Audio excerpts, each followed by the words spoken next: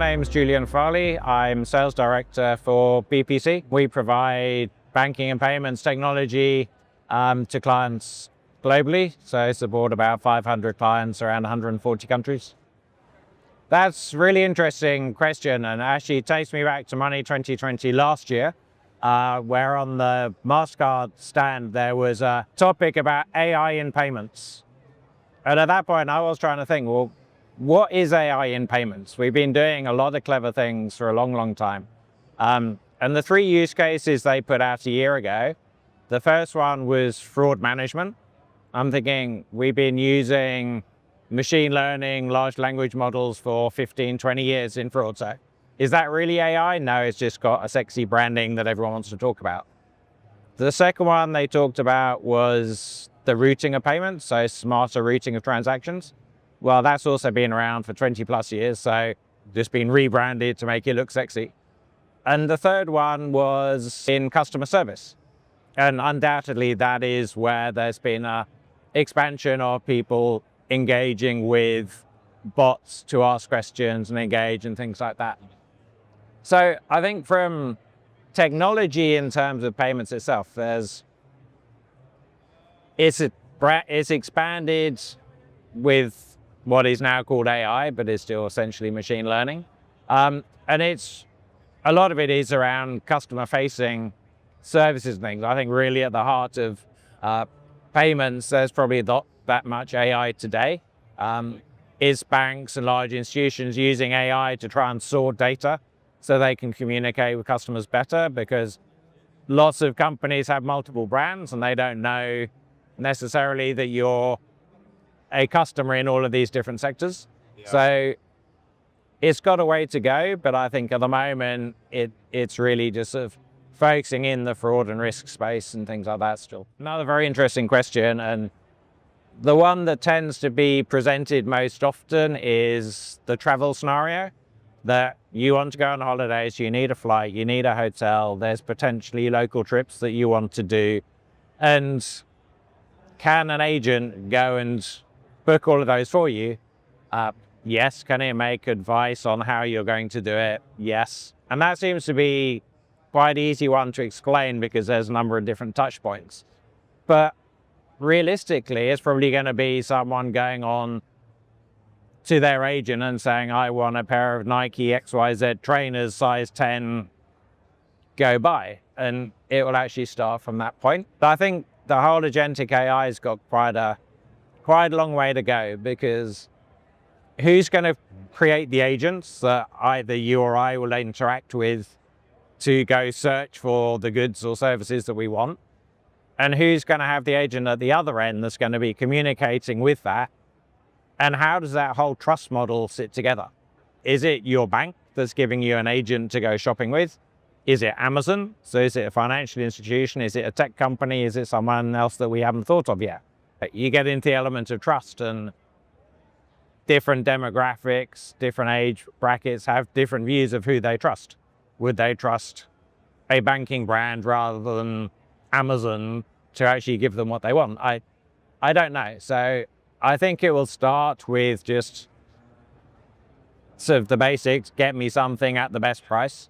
But it will evolve into the more complex models, and that's kind of where technology is leading it to. So the likes of Visa and MasterCard have launched card products to really work with agentic commerce. Yep. So that you have an all-in-one card that is a credit card, a debit card, a prepaid card, all in one. So BPC have an interesting position because we work in both the issuing space for cards and payment tokens, but also in the acquiring space, supporting a large number of acquirers, large merchants.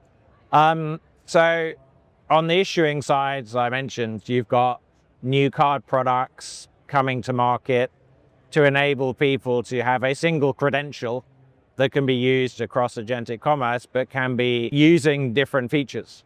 So if you think about the travel scenario that I gave, if you book a flight, a lot of people would use, say, a charge card for doing that, or a credit card. When you're looking at local travel or things in country, you may want to use a debit card, or you may want to just pay them directly. And so if that's all going to flow seamlessly through agentic commerce, you need to have one credential and one set of rules that tells them if it's either this product or at this amount, use this kind of products. If it's a lower amount or it's a restaurant booking, you're going to use a different card. So you need to be able to manage that process. And we've already helped banks, predominantly in Asia, launch these new products. And actually that's undoubtedly going to be where agentic commerce really takes off. In the world of acquiring, we provide physical and virtual solutions for acquiring, provide e-commerce gateways, which are going to be the most relevant in terms of agentic commerce.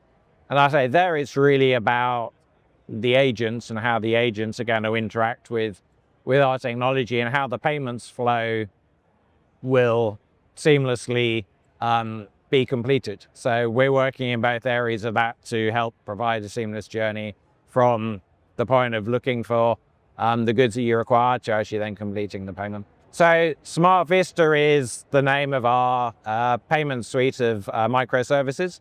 And we're investing in a number of different ways in AI, both as a company to assist ourselves, but also to assist our clients. One we already touched on is around the fraud and financial crime element of things. We're building a lot more of those models and building AI to really help learn and work with the new scams that are coming through, partly because of AI, sort of the way that people are sort of actually pretending to be someone else and the whole scam. So it's that way, but we're also investing a lot in AI to help our clients make better use of our solutions. Yeah. So actually in configuring, onboarding merchants and things like that. And then as a company, we're utilizing it to basically maintain information and be able to respond to requests a lot better.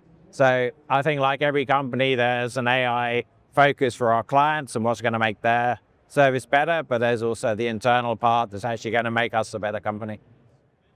It's a good question, and one that have lots of people around these halls of Money 2020, because we previously had conversations about brands.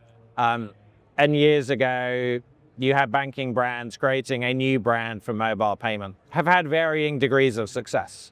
So traditional banks are still have a space in the market and provide certain services. The challenger banks are offering very bespoke services that make, say, a business account a lot more attractive, much more easy to open than it is going to one of the more traditional banks. But as the challenger banks move into more and more traditional banking spaces and offer mortgages, etc., they become more like the bank itself. So the challenge with all banks, and I think it is the ultimate goal for all of them, is to be a successful bank, you want to be the bank that is receiving the paycheck. There's no point being a bank that just has £100 put in every week, €100 to make some payments. You want to be that primary bank. It's like we used to talk about cards and being top of wallet. It's the one that you pull out first. It's where you go to. The banking landscape will continue to evolve. Obviously, Revolut are being incredibly successful. But also you look at what they offer as a bank in terms of the revenue they generate from offering eSIMs for when you're traveling things. Is that a bank? Is a very different world. And then in payments specifically, something that we're seeing, once again, we're sort of used to the traditional of using cards, or now we call tokens, to make payments. But there is a push towards having more account-to-account payments. The fees that are paid for us to have the benefit of using a card and be protected are really being squeezed in a number of ways by regulators, and large merchants are questioning that. So the move towards account-to-account payments and utilizing open banking frameworks and looking more closely at SEPA and things like that is what's really moving it forward.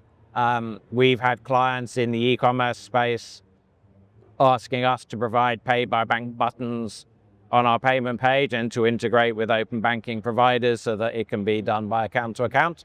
And I think that's just going to continue to evolve, but at the same time, cards aren't going anywhere.